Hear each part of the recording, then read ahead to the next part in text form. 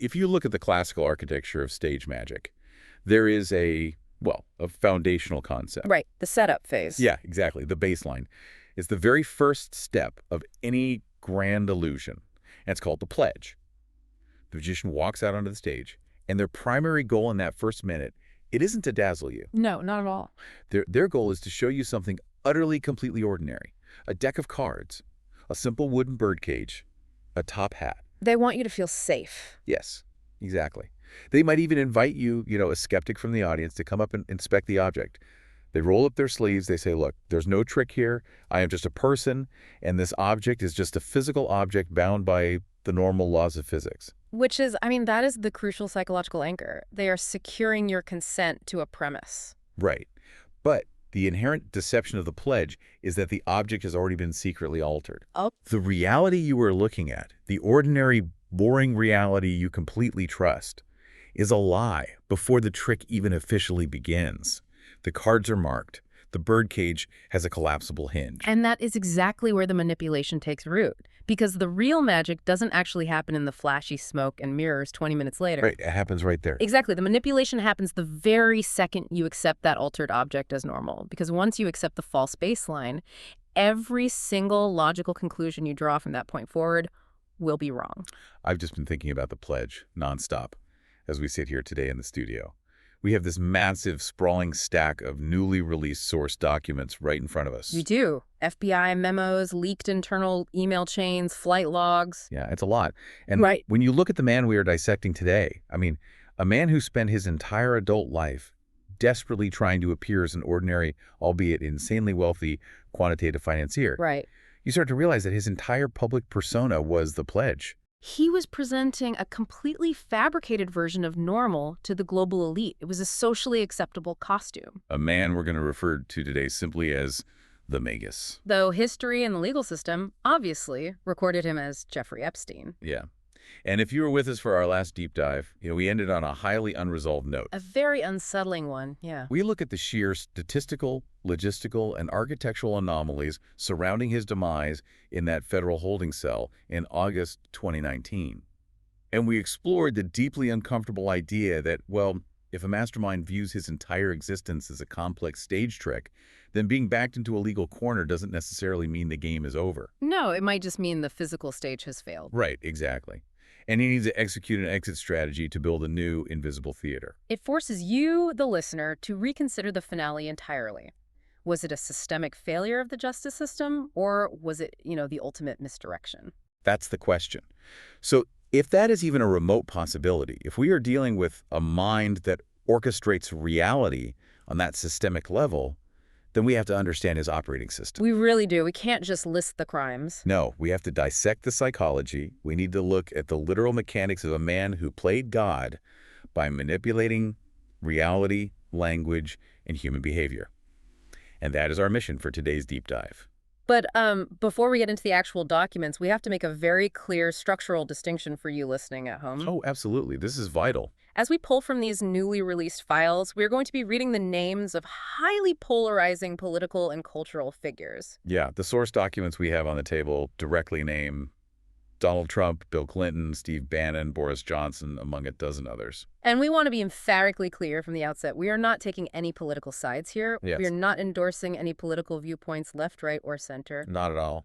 Our goal is strictly and impartially to analyze the psychological and structural data exactly as it appears in these primary source emails and memos. We are analyzing the architecture of the board, not endorsing the players on it. Beautifully said. Because to understand the architecture of this specific game, we actually don't have to guess. We have the literal blueprint right here. We do. I've got a printed scan of the cover. It's a 1965 novel by the British author John Fowles called The Magus. It's an incredibly dense, highly psychological piece of literature. It really is. And we have the internal emails confirming that the Magus himself was intimately familiar with this novel. He didn't just read it, he assigned it. Right, it was required reading for specific associates in his inner circle. Yeah, and when you actually break down the plot of this book, the parallels are just structural and entirely deliberate. It operates almost like an instruction manual for psychological subjugation. So break down the plot for us really quick. Well, the novel follows a young, somewhat aimless Englishman named Nicholas Earp. Nicholas takes a job teaching English on a remote, highly isolated Greek island. Isolated being the key word there. Exactly. And while he's there, completely cut off from his normal support systems, he gets drawn into the orbit of this reclusive, incredibly wealthy, manipulative figure named Maurice Conchis. And Conscious doesn't just act as an eccentric host. No, not at all. Conchis lures Nicholas into what Fowles explicitly calls in the text the God game. The God game. Right. It is a relentless, elaborately staged series of psychological traps. Conscious uses hired actors, fake mythologies, and complete control over the island's environment to systematically dismantle Nicholas's concept of objective reality. Wow. He subjects him to scenarios where the rules constantly shift. One day, Conscious is a World War II collaborator. The next day, he's a psychiatrist. He breaks down the victim's mind until Nicholas can literally no longer distinguish what is an organic human interaction and what is a scripted performance.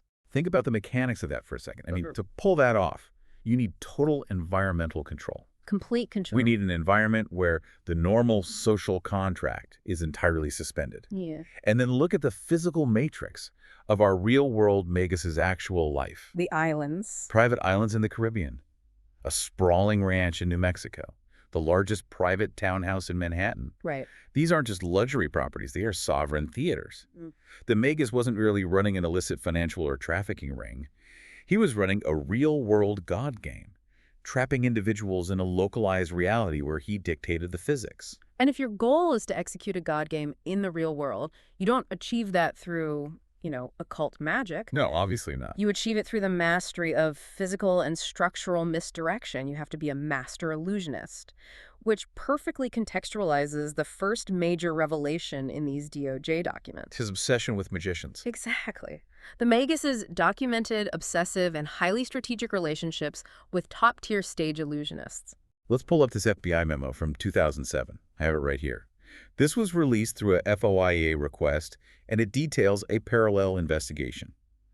Agents from the Seattle field office were looking into none other than David Copperfield. And the scale of the logistics here is what you really need to pay attention to.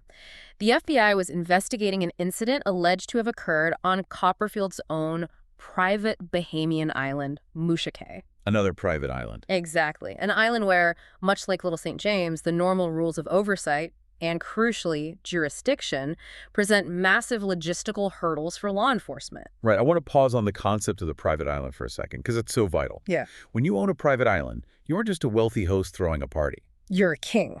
You act as a quasi-sovereign state. You control the transportation in and out. You employ the security. You control the communications infrastructure. Right. If someone wants to leave, they can't just call an Uber. They have to literally ask your pilot. It is an isolated theater of absolute control.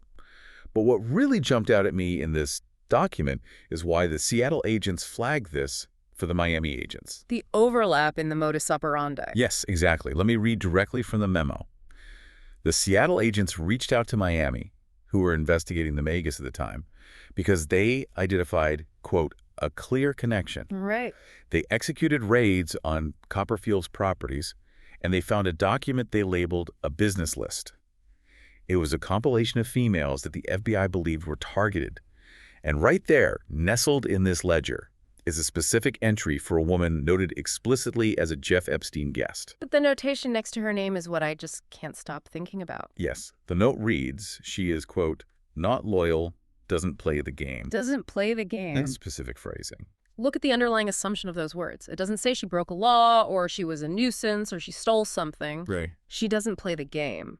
It implies the existence of a highly structured, invisible script. A God game.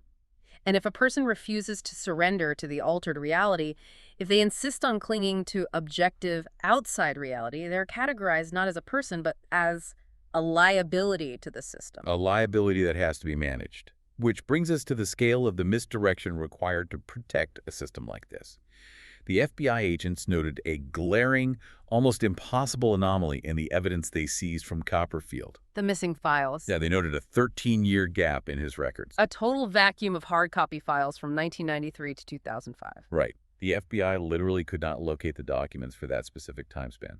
And what is the operational significance of that exact 12 to 13-year window? Well, the FBI officials themselves noted in the memo that this was the precise time span when the Magus would have likely become aware of early investigations into his own alleged sexual misconduct. So the question we have to ask ourselves, the question you have to ask as you listen to this is, how does a high-profile entity make over a decade of potentially compromising logistical records completely evaporate from physical existence? You don't do it with a magic wand. No. You do it with structural leverage. You use immense, blinding financial resources to stall, misdirect, and ultimately intimidate the very regulatory systems designed to hold you accountable. The document is shockingly candid about this, actually. Oh, it really is. It states, from the perspective of an FBI official involved, that the case was eventually closed because the U.S. Attorney's Office was weak and intimidated by the financial resources of Copperfield. Wait, I really need to highlight that for you listening. Weak and intimidated. The United States Attorney's Office, The DOJ. a branch of the federal government equipped with the full weight of the DOJ, intimidated by a stage magician. Because the magician had the wealth to drag them into endless procedural warfare. It's the pledge playing out on a systemic level. Yes, the public sees an entertainer in Vegas, but the underlying structural reality is a fortress of impenetrable legal and financial intimidation. Which is exactly why the Magus studied these individuals. He wasn't interested in card tricks. He was interested in how you build a reputation so structurally sound that the justice system simply decides it's too expensive to prosecute you. Which perfectly transitions into the psychology of another famous illusionist duo detailed in these files, Penn and Teller. Ah, yes, the Las Vegas VIP files. I have the email chains right here, spanning roughly 2013 to 2016. The Magus is coordinating with the billionaire Leon Black. He is utilizing Black's executive assistants to pull strings and secure VIP tickets for his own associates, including his personal defense attorney, to see Penn and Teller perform in Las Vegas. Now, if you are a man who operates his life as a massive, high-stakes God game, why are you specifically drawn to the psychological architecture of Penn and Teller? Think about what separates them from someone like Copperfield. What is their fundamental gimmick? Well, their entire act is based on deconstruction. They tell the audience exactly what they are doing. They perform a trick, and then they walk you through the sleight of hand. Precisely. They hide in plain sight. They show the audience the trapdoor. They demonstrate how the cards are palmed. They explicitly declare, we are actively deceiving you right now. Right.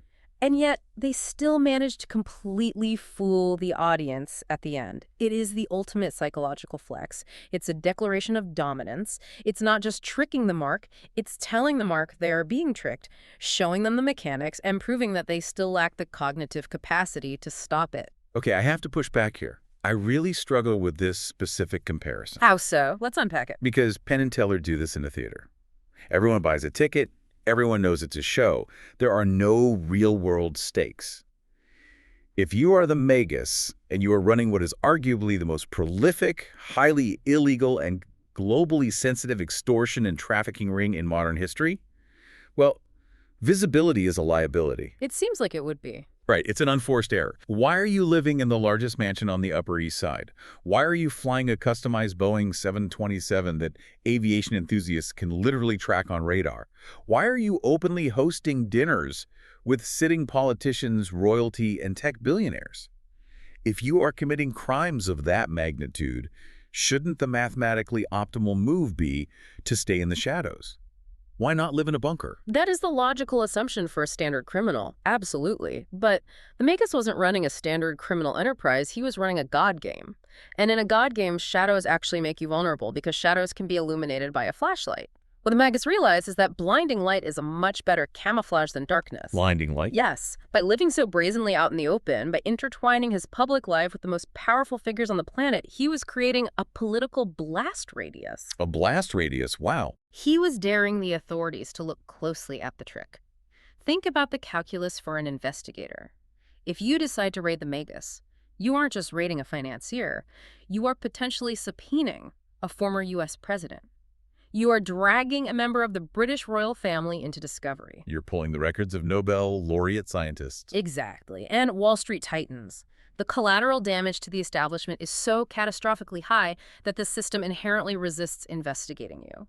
So he essentially weaponized his own visibility. Exactly. He made himself the linchpin of a social network so dense and so powerful that to remove him would risk collapsing the entire structure. The public visibility wasn't an accident, it was a deliberate shield. It's Penn and Teller. He is standing on the stage, showing everyone the trap door, but daring anyone to walk up and open it knowing full well they won't. That makes a disturbing amount of sense. It's terrifying. If you control the physical stage, the island, the townhouse, the private jet, you dictate the physical reality of the marks. But we don't just live in physical reality anymore, do we? We live in digital reality. And controlling the physical stage isn't enough to sustain a God game in the 21st century. Which requires a completely different type of illusion. And that brings us to this specific document right here. It's an incredibly dense, highly technical email dated December 16th, 2011. The subject line is simply Approach Summary. It's a detailed pitch from a public relations and tech firm offering online reputation management, or what the industry calls SERM, Search Engine Reputation Management. Let's really break down the mechanics of this, because this is the modern equivalent of making a skyscraper disappear. It's the active erasure of reality from the global digital consciousness. Yeah, the email outlines a strictly calculated three-pronged approach to scrub the Magus's history from the internet. Prong 1 is about optimizing good information to push down the negative. They propose generating massive amounts of new content, fluff blogs, press releases about fake philanthropy, generic business articles. Right, because Google's algorithm naturally prioritizes recency and authority. Exactly. Then prong 2 is where it gets really aggressive. It talks about eliminating bad information using prevalence and proprietary algorithms. They explicitly outline a strategy to manipulate the way Google sequences search results. Stop there and explain the mechanics of that for the listener. How do you actually trick Google into hiding a negative news article? Well, search engines use complex algorithms like PageRank to determine what shows up on page 1. They look at how many other authoritative sites link to a specific page. So if a major newspaper writes an expose on you, thousands of people link to it, so Google puts it at the very top of the search results for your name. Makes sense. What this PR firm is pitching is the creation of a massive artificial ecosystem. They build hundreds of dummy websites, fake business directories, and ghost-written blogs. Then they program all of these fake sites to aggressively cross-link to the new positive fluff pieces they wrote in prong 1. They artificially inflate the authority of the lie. Yes, exactly. They essentially drown the algorithm in synthetic data. Google's crawlers see this massive influx of links pointing to an article about the Magus's quote-unquote science foundation, and mathematically concludes, oh, this must be the most relevant information. The real news, the documented legal history, gets algorithmically buried on page 6. And statistically, no one ever clicks to page 6. Never. They've effectively made reality disappear. And then there is prong 3. Yeah, prong 3 is the elimination of personal information from public and private directories. But it's the commentary section of this email that is truly revealing. Look at how they discuss Wikipedia. This is such a fascinating sociological clash. The associate writes, and the disdain in this sentence is just palpable. They say, quote, on the surface, Wiki is controlled by a morass of copy-editing geeks who have nothing better to do than to discuss reference tags. It is also the people's encyclopedia, dictated by the tyranny of the majority, so no objectivity at all. A morass of copy-editing geeks. The absolute arrogance of that. Here's a group of ultra-wealthy individuals who are accustomed to simply buying reality. They buy islands, they buy silence, they buy influence. And they are profoundly frustrated by the fact that Wikipedia, a platform maintained by thousands of anonymous volunteers who care deeply about citations and historical accuracy, is resisting their attempt to rewrite history. Right. They view the collective recording of objective truth as a morass, an annoyance that needs to be algorithmically managed. And the strategy they cite as their model is just chilling. The email continues, quote, I think it's worth seeing how people like Prince Andrew managed to create an absolutely stellar profile, or Bill Clinton for that matter. No mention of his impeachment or lying to the grand jury. It barely touches on Lewinsky. They are looking at major historical events, a presidential impeachment, and treating it as totally malleable text. They aren't debating whether the history happened, they're debating the technical feasibility of erasing it from the public record. And if we tie this back to the blueprint, to John Fowles' novel, this is exactly what Maurice Conscious does to his victim. Yes. In the Magus, Conscious constantly alters his own backstory. He tells Nicholas an elaborate, emotional story about his past on Monday. And then on Wednesday, he completely dismantles it, proves it was a lie, and gives him a brand new backstory. Just to mess with him. The goal isn't just to trick Nicholas. The goal is to induce a state of epistemological vertigo. He wants Nicholas to feel that history itself is unstable, that the concept of the past is an illusion, and that the only truth that exists is whatever conscious dictates in the present moment. Which is exactly what CERM achieves on a societal level. Mm-hmm. By manipulating Google algorithms and scrubbing Wikipedia, the modern Magus is destabilizing our collective memory. He is proving that reality is just a search engine result, and he has enough money to buy the algorithm. So consider the layered architecture we've built so far. If you are a target caught in this man's orbit, he controls the physical environment, the islands, the transportation, the staff. He controls the digital environment, what the world sees when they search your name or his name. The physical space is locked. The digital space is scrubbed. What territory is left to conquer? I mean, the only thing left is the human mind. Precisely. Once the external reality is secured, the God game moves inward. The ultimate mechanism of control isn't physical or digital, it's psychological.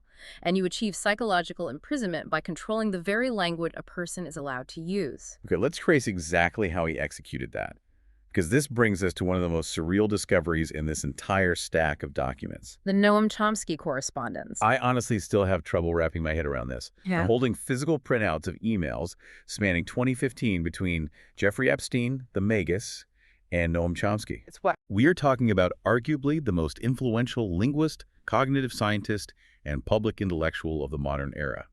A man who revolutionized our understanding of how the human brain processes syntax. To understand why a man running an international trafficking ring is exchanging dense academic emails with a world-renowned linguist, we have to look at a foundational Chomskyan concept, which essentially states the structure of language determines the structure of thought.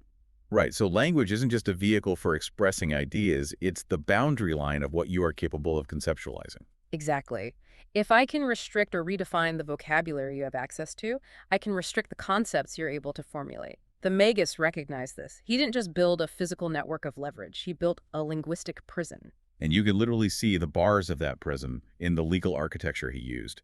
Look at the communications from his defense teams, the lawyers at Matrix Chambers in London, and look at the omnipresent legal footers attached to his own personal emails. Read the standard footer for the listener. Every single communication, no matter how mundane, ends with this block of weaponized jargon. Quote, "The information contained in this communication is confidential, may be attorney-client privileged, may constitute inside information, and is intended only for the use of the addressee. It is the property of Jeffrey Epstein. Unauthorized use, disclosure, or copying of this communication or any part thereof is strictly prohibited and may be unlawful." It is the property of Jeffrey Epstein. It creates a finite world of words. Yeah. He is legally enclosing every thought, every minor exchange, every detail of his existence behind a wall of threat. By declaring that the conversation itself is his literal property, he is signaling to his victims, his staff, and his associates that their own lived experiences do not belong to them. Their memories are proprietary assets that he owns. It functions as a preemptive gag order on reality. If you believe the words you use to describe your trauma are the legal property of your abuser, you are linguistically paralyzed. And it goes deeper than just legal threats. He actively hollowed out the meaning of positive societal words to use them as camouflage. I was just looking at this 2017 chat log that completely embodies that idea. Yes, the associate who is asking for career advice. The associate is weighing different options, maybe working with Boris Johnson on a biotech initiative, maybe joining a reinsurance firm in London. And the McCumbus replies with this highly revealing suggestion. He writes, quote, "Run Goldman Sachs Foundation. No money anymore, just fake grant management on 10,000 jobs for women portfolio." No money anymore, just fake grant management. He is openly, casually admitting that the foundation is an empty shell. It has no capital. It is entirely fake. And yet he relies on the structural weight of the words foundation, grant management, and jobs for women. He took vocabulary that society associates with morality, philanthropy, science, charity, and he hollowed them out. He scooped out the meaning and wore the empty words like a costume to launder his reputation. Which brings us back to the philosophical core of his emails with Chomsky. They aren't just making small talk, they are debating the fundamental nature of meaning. When I first read these, I was completely lost. I mean, they're debating hyperbolic geometry, category theory, input-output systems. Chomsky is referencing Mikhail Gromov and David Marr's 3 levels of analysis. It reads like a graduate-level cognitive science seminar. But if you strip away the heavy academic jargon, look at what they are actually arguing about. They are arguing about how to assign value to a concept. Let's look at Chomsky's email from June 6, 2015. Okay, so Chomsky is explaining how context dictates meaning. He writes, quote, "Thinking about it, but I don't see how one can assign a value to a sentence in isolation from contexts, and value will vary all over the map as contexts vary. Take the standard example, the cat is on the mat, typically valueless, but not if the information conveyed is a signal to set off nuclear weapons that will destroy the world." Chomsky is utilizing a classic linguistic framework here. He is arguing that syntax, the structure of the sentence, is separate from semantics, the meaning. The sentence itself has no intrinsic absolute moral value. Its value is entirely derived from its impact on the external world in a specific context. Now, how does the Magus respond to that concept? Well, 2 days later, on June 8th, the Magus replies, and he pushes back against Chomsky's definition by using a mathematical metaphor. He writes, quote, "Take for X a matrix. It is not a mathematical object. It has no mathematical meaning. It is a notation that allows a calculation on the blackboard." A notation that allows a calculation on the blackboard. I really want you to sit with that specific phrase. It's incredibly cold. Apply that philosophy to the God game. Think about how Conscious manipulates his island in the novel, and then think about how the Magus viewed every single entity that crossed his threshold. You're saying he didn't see them as human beings? He saw them as notations. To a mind operating on this level of sociopathy, a human being has no intrinsic moral value, just as a matrix has no intrinsic mathematical meaning. A teenage victim, a Wall Street CEO, a brilliant geneticist, a foreign prime minister. All the same to him. To the Magus, they were all stripped of their humanity. They were simply variables, notations on a blackboard that allowed him to execute a calculation of power. That is, well, structurally sound, but ethically vacant. It's a terrifying way to perceive the human race. But let me challenge this dynamic for a second, because when I actually read the text of the Magus's emails to Chomsky, I notice something. His syntax is erratic. He uses bizarre spacing, random ellipses, poor punctuation. It's very sloppy. In one email, he asks, quote, "There is gold in the refrigerator. Does the physical gold or food have more intrinsic value?" Honestly, he sounds like a college sophomore who just smoked a joint and took his first intro to philosophy class. Was the Magus actually an intellectual peer to Noam Chomsky? Or was he just mirroring the jargon? That is the essential question. Was he a genius or a parasite? The answer is that he didn't need to be a peer. He only needed to speak the dialect of genius just well enough to bypass the security system. Right. He was a linguistic chameleon. If you look across all his communications, he constantly adapts. With Chomsky, he attempts to debate topology and morphisms. With a tech CEO, he talks about biohacking. With a Hollywood agent, he talks about VIP access.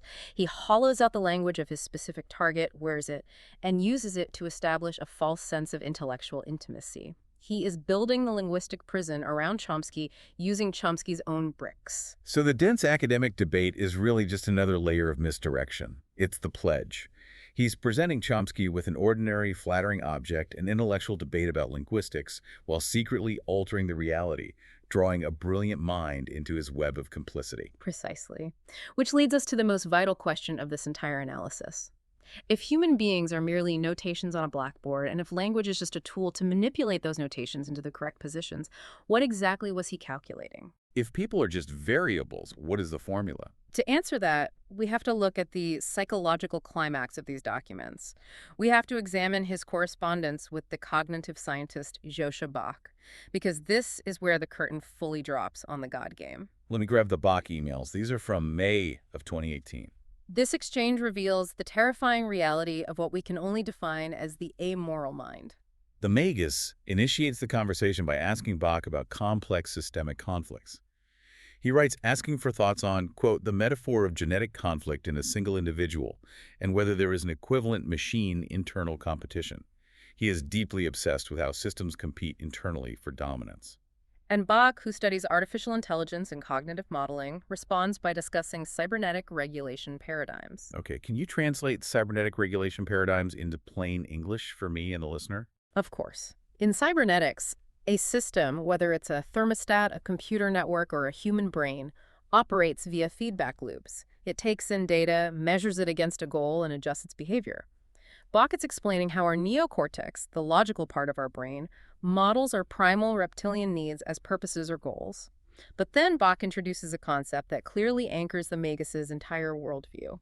Bach writes, quote, "By changing the regulation goals, which is always internal to our mind, we change the payoff matrix." The payoff matrix. Okay, let's unpack this carefully because this is a foundational concept in game theory, correct? Yes, exactly. In game theory, a payoff matrix is a grid used to calculate the possible outcomes of a strategic interaction. You have player A and player B. The matrix mathematically maps out the costs and benefits of every possible move based on what the other player does.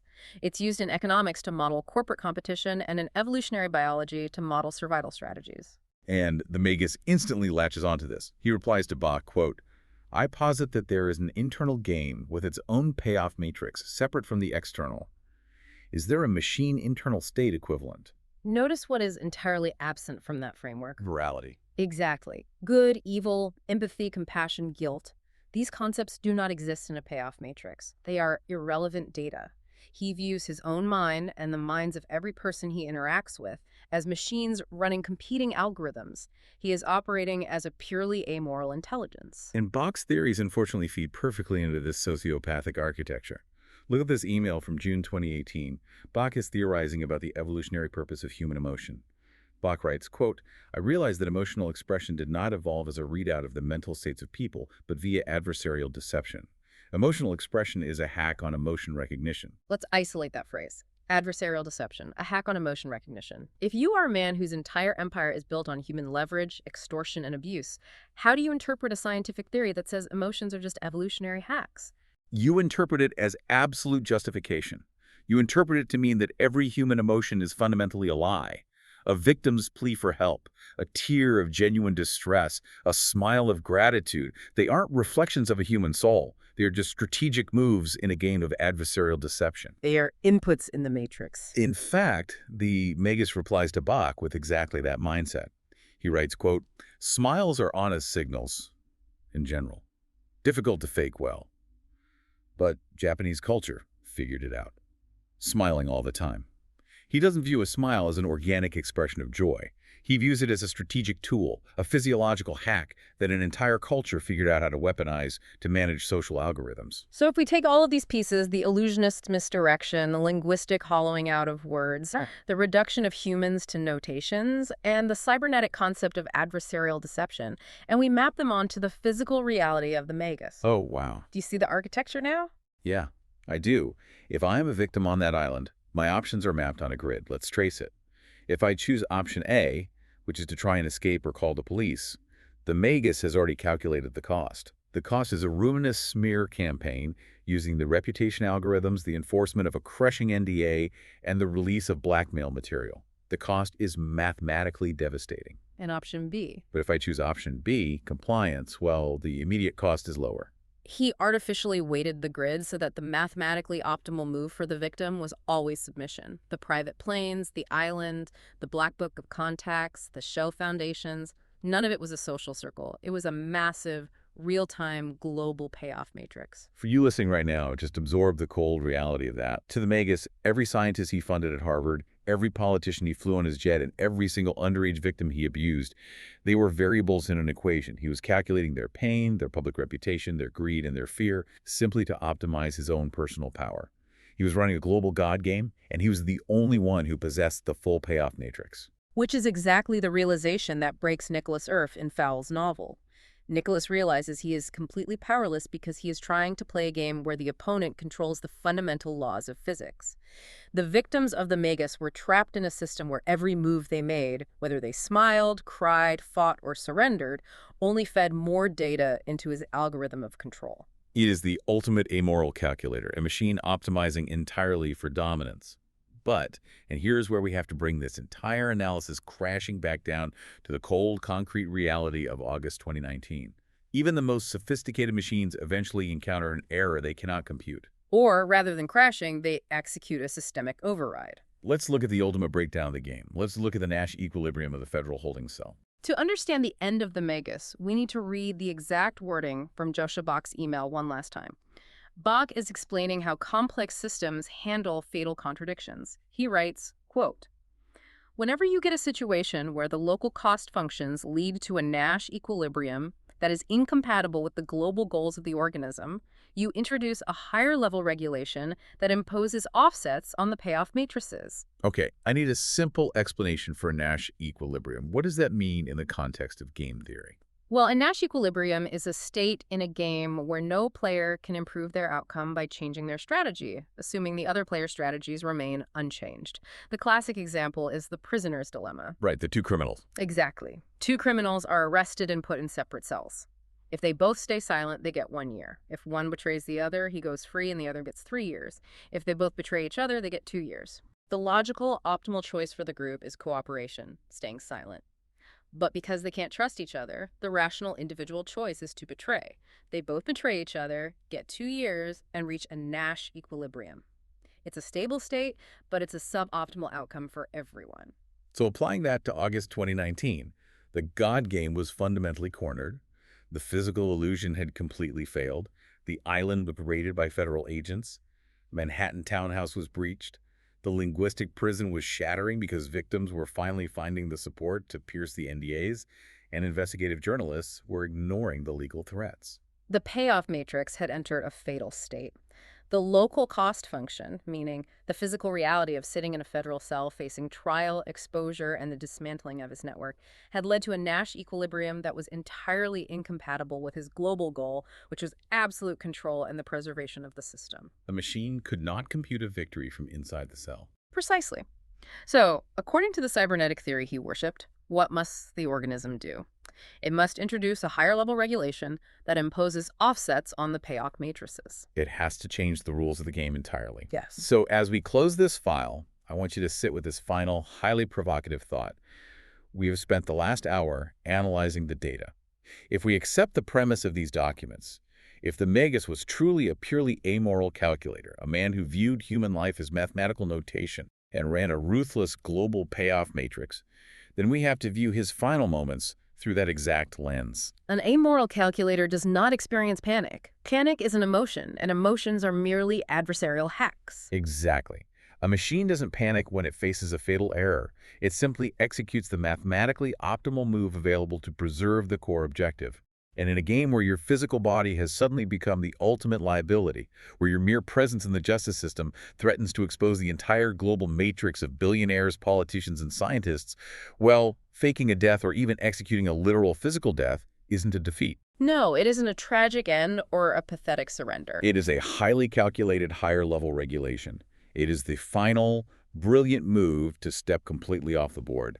It is the ultimate misdirection. The grand finale of the pledge. He shows the world the ordinary, squalid reality of a dead man in a cell, knowing society will accept it because it comforts our sense of justice. It neatly ties up the narrative.